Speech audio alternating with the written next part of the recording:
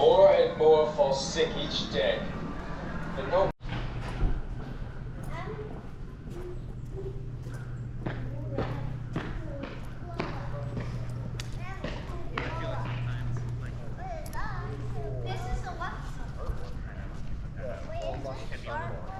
Yeah. More or less. Get in the focus. All five. Oh. There's kitties everywhere. Okay.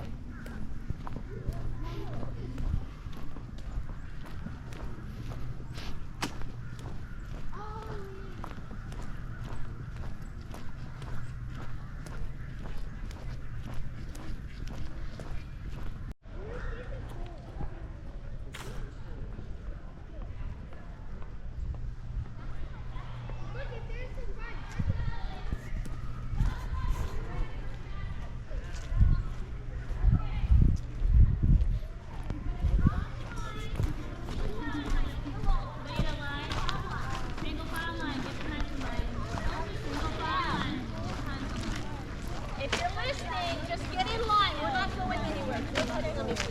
Hey, stop.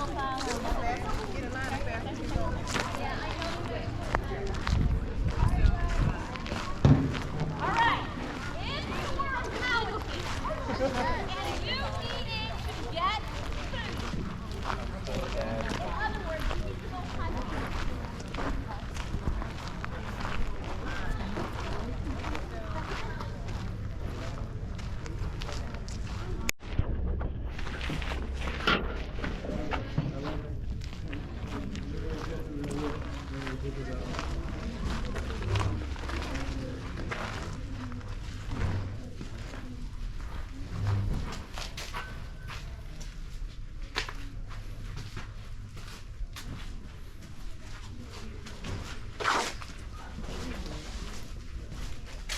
Pretty cool, huh? See how they dry the leaves in the sun?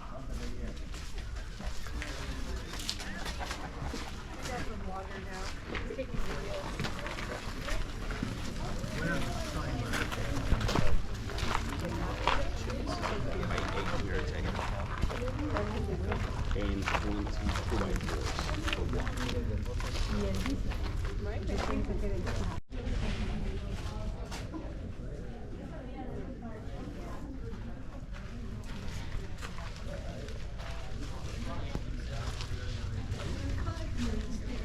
Probably about 10 now, standing, doing your duty. Then you would have about 10 men sitting in here as a ready reaction force, and then you would have a group of men who are, wait for a second, you would have a group of men who are, well, you've on a sentinel duty for 3 hours, you've been on reserve for 3 hours. I'm gonna give you guys a 3-hour break, and then I'm gonna put you on sentinel duty for another 3 hours. So the last thing I want you guys doing is falling asleep. So why don't you guys hang your armor on the walls, put your muskets in the rack, go upstairs, get some sleep. Oh, We don't know if the original guardhouse had it upstairs or not, but we do know that if your watch is set for a 24 hours, you do need, the men need to spend some time in reserve. I just heard one of the men on sentry fire a shot. I don't want you to waste any more time than it takes to cock your match and put your helmet on your head.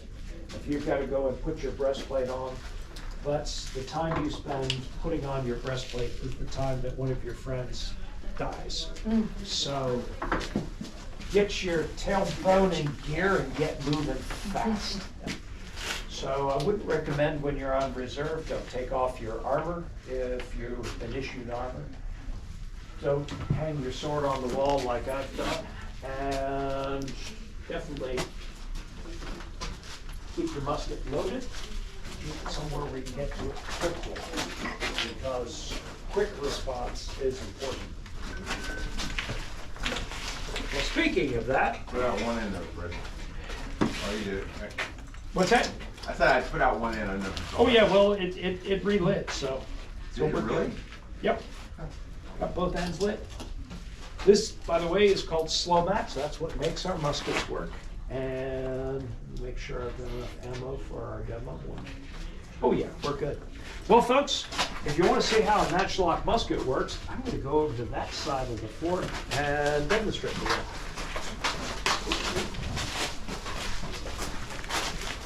By the way, Greg, did I show you the trick when we're soloing in the guardhouse? It's a lot easier. How are you guys doing today? Great. Excellent. Well, I don't need to tell you that we're doing a demonstration of a matchlock musket. But in case there are people wandering around the fort going, wonder if they're going to do a demonstration of the musket anytime soon. When they hear the weapon go off, I think they'll figure it out, right? So, let's start our demonstration with a bit of a bang. So prime your pan, and just put some powder into it. More powder goes down the barrel. Take that powder off the closer to that next one.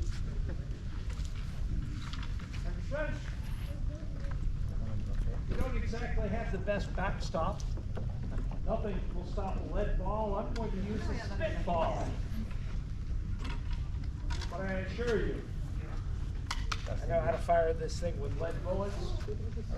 It's a really nice to live on 32 acres where your neighbor has a big swath of unoccupied land. So you build a shooting range and you and your neighbors both get to use the range, which is kind of fun because a couple of years ago I had a friend who was telling me that he was quite certain that the Powhatan bow and arrow was more accurate than the musket, because he had always been told, yeah, those old muskets were wildly inaccurate. What he didn't understand was the man who was telling him how inaccurate the musket was certified as expert with the M1 Garand rifle in the 1940s. So, relatively inaccurate compared to a 30-06, yes. But compared to a Powhatan bow and arrow, well, who do you think won that shooting competition? Me or my friend with his bow and arrow? Meanwhile, I'll warn you how a matchlock musket works. When you squeeze the trigger, the slow match will swing down. When the match touches the powder, there'll be a flash, then there'll be a boom. But along with the sound of the weapon going off, there also will be a change in air pressure. So whatever you do, do not jam your fingers into your ears. That's putting more pressure, not less. So what you want to do is cup your hands over your ears and open your mouth a little bit. And if you're trying to use your camera, just open your mouth, because you'll never get a good picture with both hands over your ears. Well, here comes the loud part. Open your pan. Present your piece. Give fire. Well, well, folks, welcome to our demonstration of that. Here I am in front. I just fired my musket. For some reason, musketeer, as soon as you bring down your weapon, grab your match, and return it to your finger, you take a step to the right, you do a reverse and about face. You walk past your four friends who are all in the process of reloading, except the guy who is directly behind you. He's cocked his match and is now pointing a loaded weapon at the enemy. Aren't you glad he's there? Because otherwise the Powhatan might see you as a marvelous target to attack. Because I'm not going to watch what the enemy's doing. I've got burning embers still in the pan. I do not want to pour gunpowder on them. So I grab my priming flask as I step back into formation. I stick my face into the pan, blow out any burning debris from the previous shot. If you got something that won't blow out, then you just take your little finger and wipe it out. Then you can prime your pan, shut your pan. By the way, be quick about it. because there's only going to be about 5 seconds between the time your friend steps up, levels his weapon, and fires, and before he comes and wanted to stand here. So cast about your piece now that you're done priming. Grab a hold of your charger, open your charger. Normally, each one of these would have the full charge of powder in it, so down the barrel it goes. Mine are worn out. How many think it's a bad idea to use gunpowder containers that no longer reliably keep the lid on? How many of you think it's a good idea to maybe not use them anymore? That's why I'm using paper cartridges.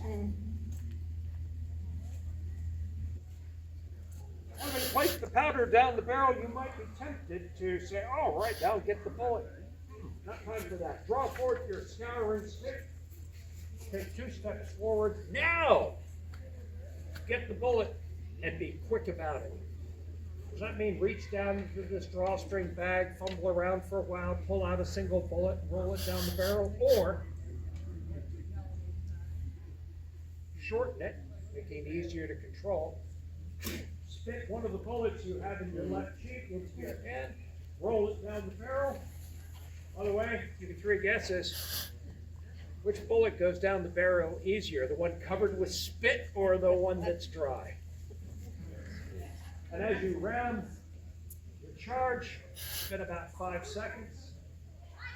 You have 2 friends standing behind you.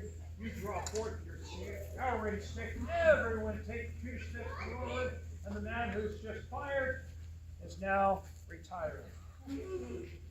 Bring up your piece. Your weapon is primed, charged, and loaded.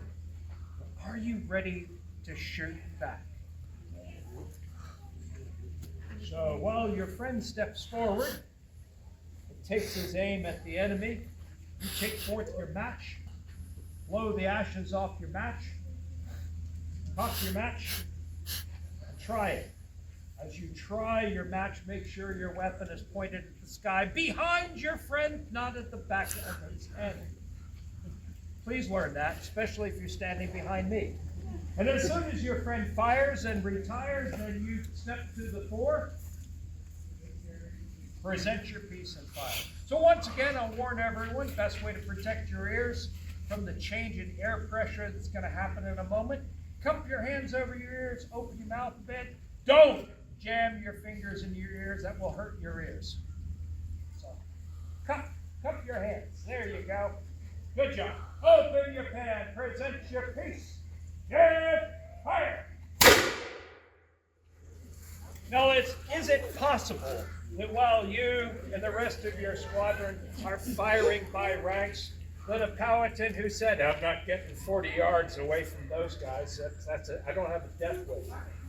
But my arrows will travel 120 yards with not much accuracy.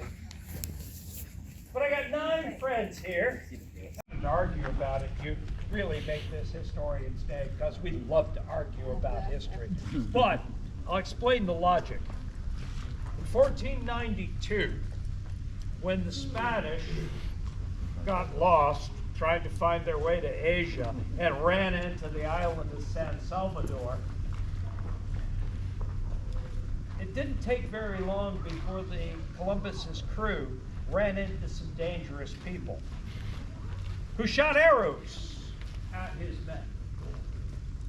And some of them were carrying crossbows, and some were carrying a primitive version of the matchlock, a weapon that had a barrel and a stock. It didn't have this neat little thing. You just took a burning piece of cord, aimed it generally in the area of the enemy and touched it off. Not a very effective weapon. But some of them were carrying a really new thing, the matchlock, which allowed you to aim it accurately, just like you would use a crossbow. In fact, if you look at a medieval crossbow, they have triggers just like this. Why reinvent the wheel?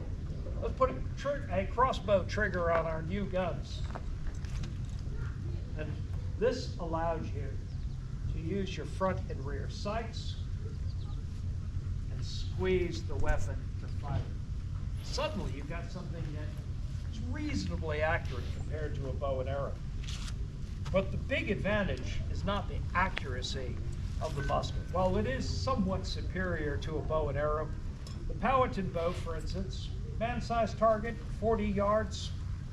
If you miss a man-sized target at 40 yards, everyone who's a modern American is going to say, if you got 3 out of 4 hits on a man-sized target at 40 yards with your bow and arrow, there's nothing to be ashamed of. To a Powhatan, you hang your head low in shame and go, I'm a disgrace to my people. If at 50 yards you have a hard time hitting a man, everyone's going to look at you, so you can't do the impossible. It's not that big a deal. The English describe the Powhatans, when they talk about the Powhatans with the bow and arrow, they're very favorable in their description. One man says, I suppose the world hath no better marksman with bow and arrow than they. Use for these guys as pikemen in Virginia? No. But if someone's job is to protect you while you reload, do you want them to have an 18-foot long spear or a shield? Because the Spanish said, we don't need men with pikes. They're useless. What we need is men with swords and shields. The Jamestown colonists added one more element. And there's a difference. When Hernando Cortez conquered the Aztecs,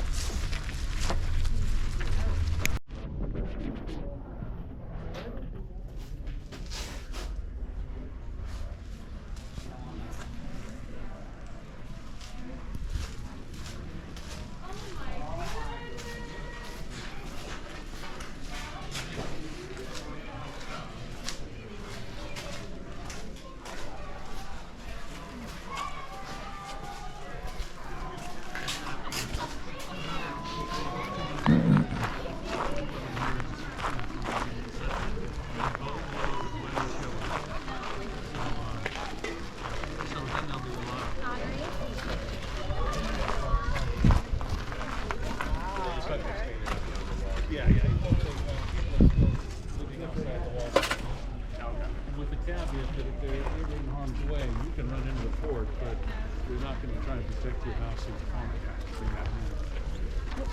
So like how close, the close proximity of the Powhatan little village out there? yeah, that's just a rough. Okay, so that wasn't like that. It wasn't like- So if you go to the road place, you'll see a couple of houses.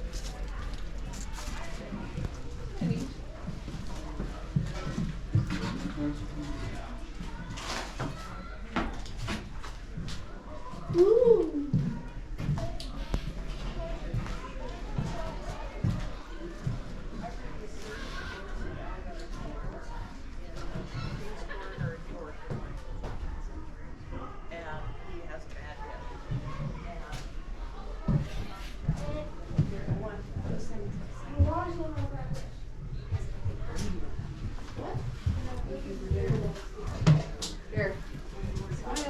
Get in the freaking fireplace, Brad. Whoa, that's a highway. Look at me.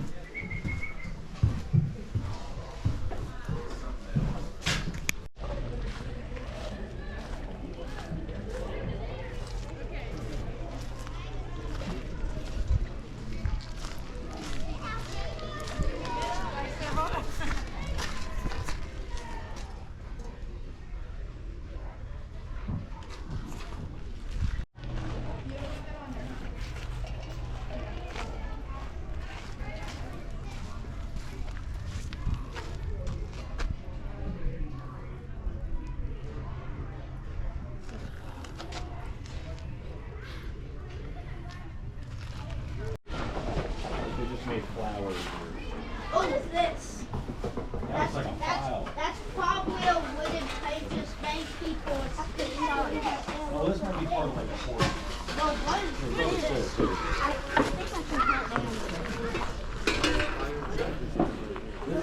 No, guys, look. Guys, which one? Guys, which one? Guys, which one?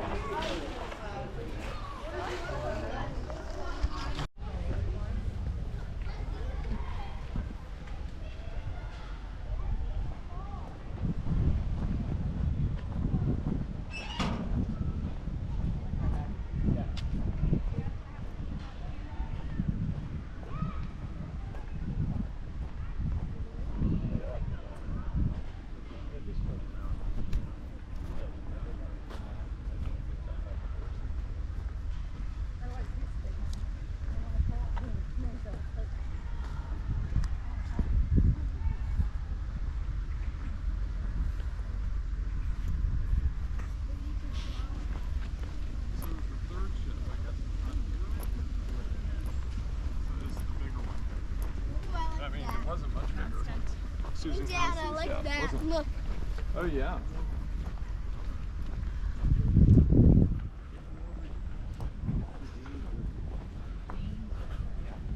Oh, of course, Jamestown. But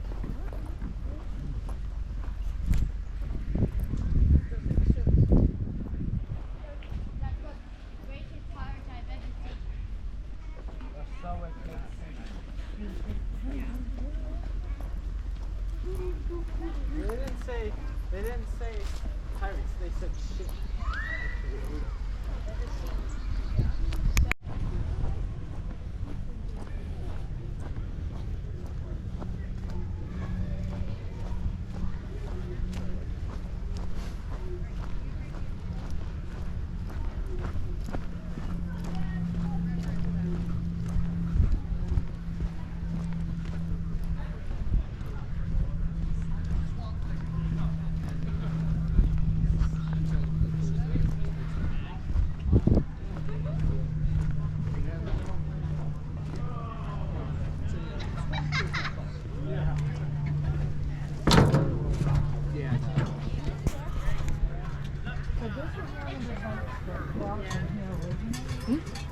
Well, this is a reproduction. yeah, but I mean that is what this is. Okay, because something I read, I thought it was Cargo vessels. That's where the supply vessels, when it starts happening, because Jamestown Island is, well, control ice versus you bring over from cargo vessels. This brings supplies, that really doesn't do that. Supplies. Sure, it's something enough. No, I'm not sure.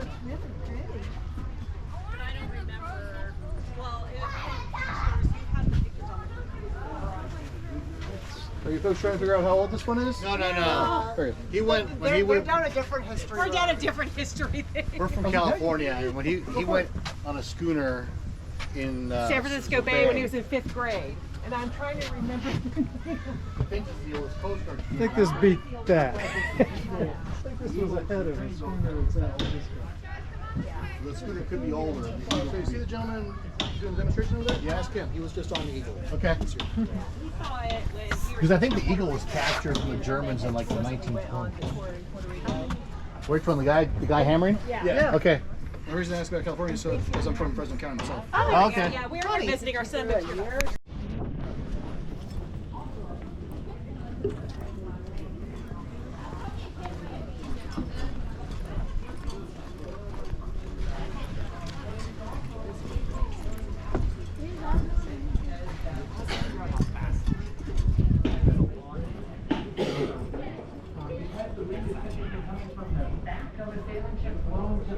Anything you do up there? Gonna keep on moving.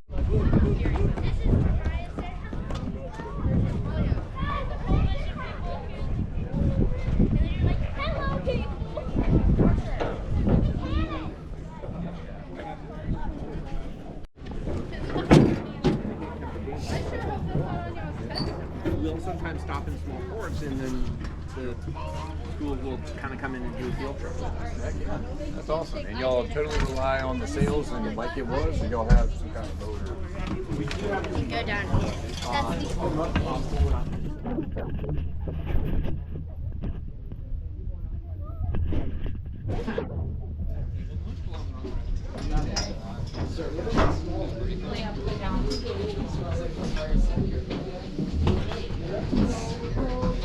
exactly what a ship should smell like?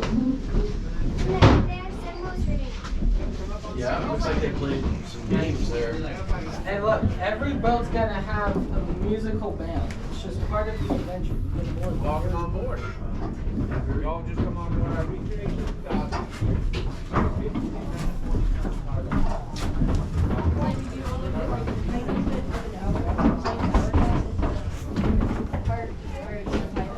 These are stupid. Imagine 32 people. Cozy.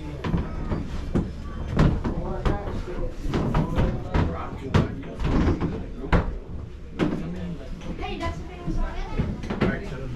Super tiny. No, you're not allowed to nap. I'm gonna get a picture. Finn. Hey. Just want to get a picture, you guys. Okay. We're good. Alright. Kiddos, come on out. Depends on your ship, I guess. Imagine you're like.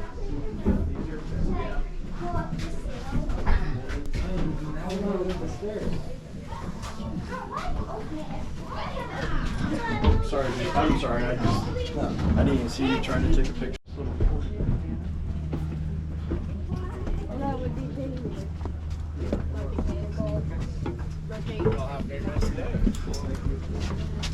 There's a pump there.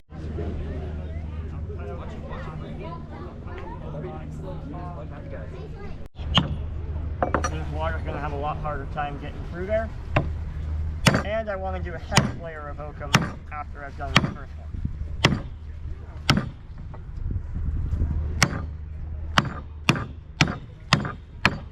Once I've got just 2 layers down, then I can seal this upper top pine pitch. That's going to ultimately make it mostly watertight. Should be good for about a year and a half, depending on what you're.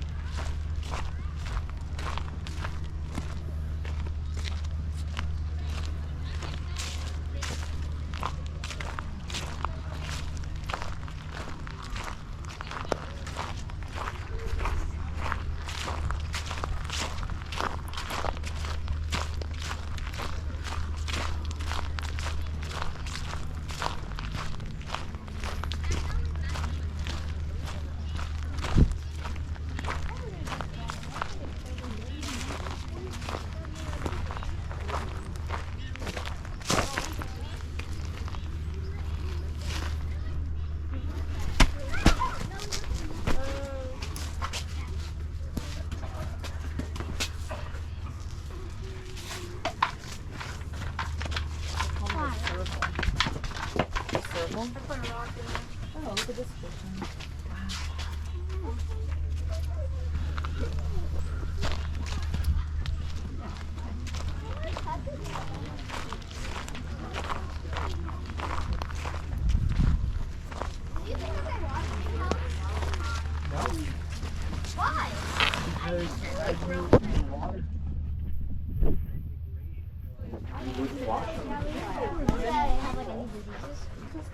Oh, like doing a touch thing? No, I don't know. Lay on it or not. I'm not sure that it's made for that.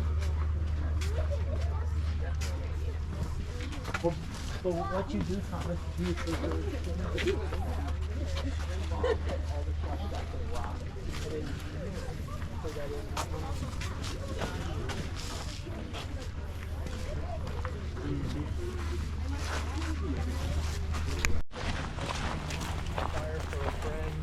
I was working on cordage work with my friend who made a pine needle fence.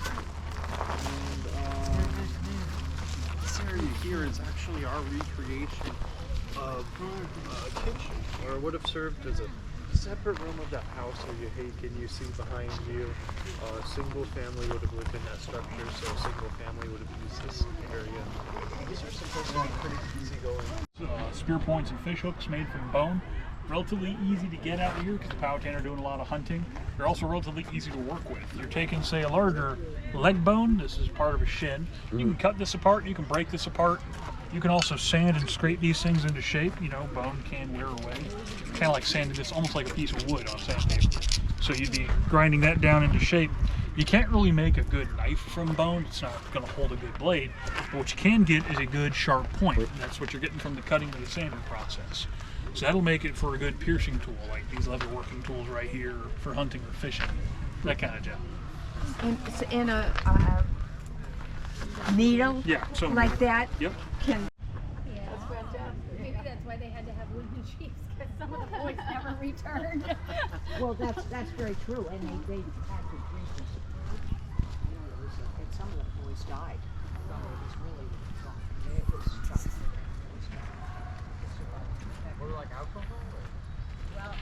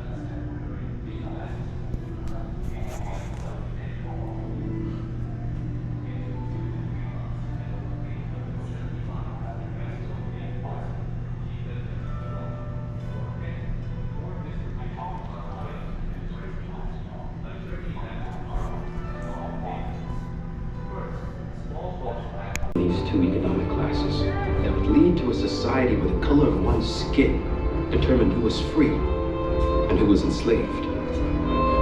Where once powerful Indian nations were splintered and dispersed, and where women continued to be oppressed. What might have happened to our country if all these people in Jamestown had taken a different path? But I'm getting way ahead of myself. Governor Barclay, I present to you